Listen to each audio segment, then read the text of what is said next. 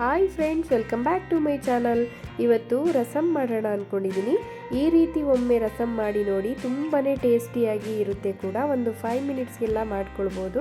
ಹಾಗೆ ರುಚಿ ಕೂಡ ತುಂಬಾ ಚೆನ್ನಾಗಿರುತ್ತೆ. ಹಾಗಾದರೆ ಇದು ಹೇಗೆ ಮಾಡೋದು ಮತ್ತು ಇದಕ್ಕೇನೇನು ಇಂಗ್ರೀಡಿಯೆಂಟ್ಸ್ ಬೇಕಾಗುತ್ತೆ ಅಂತ ನೋಡ್ಕೊಳ್ಳೋಣ.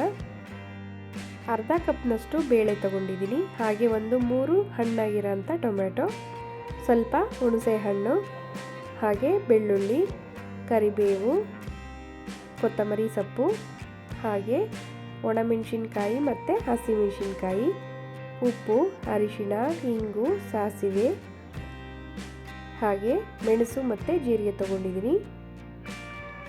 ಇಷ್ಟು ತೊಗೊಂಡ್ರೆ ಸಾಕಾಗುತ್ತೆ.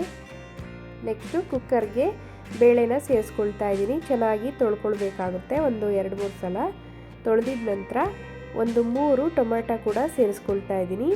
ಸೇರಿಸ್ಕೊಂಡ ನಂತರ ನೀರನ್ನು ಹಾಕಿ ಲಿಡ್ ಕ್ಲೋಸ್ ಮಾಡಿ ಒಂದು 3 ವಿಜಿಲು ಒರೆಸ್ಕೊಳ್ಳೋಣ. ಇದನ್ನು ಚೆನ್ನಾಗಿ ಸಾಫ್ಟಾಗಿ ಬೇಯಬೇಕು ಬೇಳೆ. 3 ವಿಜಿಲ್ ಆಗಿದೆ, ಚೆನ್ನಾಗಿ ಸಾಫ್ಟಾಗಿ ಬೆಂದಿದೆ. ಈಗ ಬೇಳೆ ನೀರನ್ನು ಸಪ್ರೇಟ್ ಮಾಡಿಕೊಂಡು ಚೆನ್ನಾಗಿ ಸ್ಮ್ಯಾಶ್ ಮಾಡ್ಕೊಳ್ಬೇಕು. ಇದನ್ನು ಟೊಮೊಟೊ ಮತ್ತು ಬೇಳೆ ಎರಡನ್ನೂ ಸ್ಮ್ಯಾಶ್ ಮಾಡಿ ಮತ್ತು ಅದಕ್ಕೆ ಸಪ್ಪು ನೀರನ್ನು ಸೇರಿಸ್ಕೊಂಡು ರೆಡಿ ಮಾಡಿ ಇಟ್ಕೊಳ್ಬೇಕು. ನೆಕ್ಸ್ಟು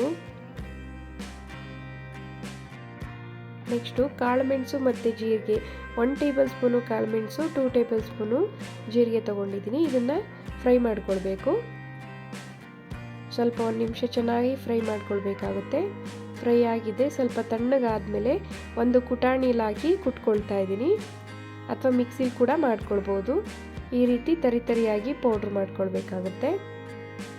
ನೆಕ್ಸ್ಟು ಒಂದು ಪಾತ್ರೆಗೆ ಎಣ್ಣೆನ ಸೇರಿಸ್ಕೊಂಡಿದ್ದೀನಿ. ಹಾಗೆ 1 ಟೇಬಲ್ ಸ್ಪೂನು ತುಪ್ಪ ಕೂಡ ಸೇರಿಸ್ಕೊಂಡಿದ್ದೀನಿ. ಬಿಸಿ ಆದ ನಂತರ ಸಾಸಿವೆ ಹಾಕ್ಕೊಳ್ತಾ ಇದ್ದೀನಿ. ಹಾಗೆ 2 ಹಸಿಮೆಣಸಿನ್ಕಾಯಿ ಮತ್ತು ಒಣಮೆಣಸಿನ್ಕಾಯಿ ಕೂಡ ಹಾಕಿ ಫ್ರೈ ಮಾಡಬೇಕಾಗುತ್ತೆ. ನೆಕ್ಸ್ಟು ಕರಿಬೇವನ್ನು ಸೇರಿಸ್ಕೊಳ್ತಾ ಇದ್ದೀನಿ. ಹಸಿ ಕರಿಬೇವು ಜಾಸ್ತಿ ಹಾಕಿದ್ರೆ ಫ್ಲೇವರ್ ಚೆನ್ನಾಗಿರುತ್ತೆ.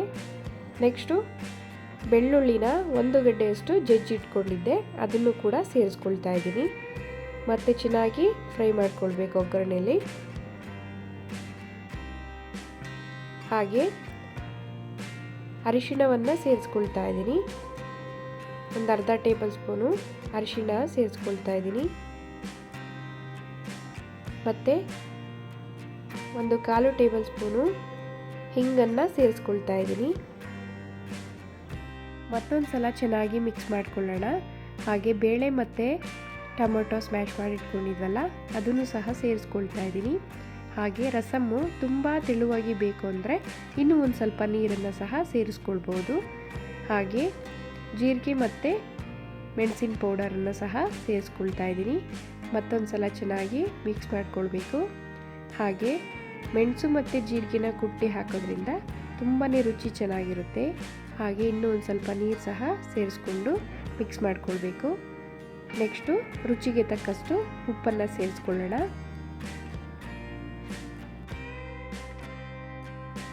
ನೋಡ್ತಾ ಇರ್ಬೋದು ಎಷ್ಟು ಚೆನ್ನಾಗಿ ರಸಮ್ ಆಗ್ತಾ ಇದೆ ಅಂತ. ಹಾಗೆ ಚೆನ್ನಾಗಿ ಮಿಕ್ಸ್ ಮಾಡ್ಕೊಂಡ ನಂತರ ಇದಕ್ಕೆ ಸ್ವಲ್ಪ ಬೆಲ್ಲ ಕೂಡ ಸೇರಿಸ್ಕೊಳ್ತಾ ಇದ್ದೀನಿ. ಹಾಗೆ ಹುಣಸೆ ರಸ ಕೂಡ ಸೇರಿಸ್ಕೊಳ್ತಾ ಇದ್ದೀನಿ. ರುಚಿ ನೋಡಿಕೊಂಡು ಹಾಕ್ಕೊಳ್ಬೇಕಾಗುತ್ತೆ, ಉಪ್ಪು ಹುಳಿ ಎಲ್ಲ. ಲಾಸ್ಟಲ್ಲಿ ಕೊತ್ತಂಬರಿ ಸೊಪ್ಪು ಹಾಕಿದ್ರೆ ನೋಡಿ ರಸಮ್ಮು ರೆಡಿ ಆಯಿತು. 1 ಕುದಿ ಬರಬೇಕು. 1 ಕುದಿ ಬಂದ ತಕ್ಷಣ ರಸಮ್ಮು ರೆಡಿ ಆಗುತ್ತೆ.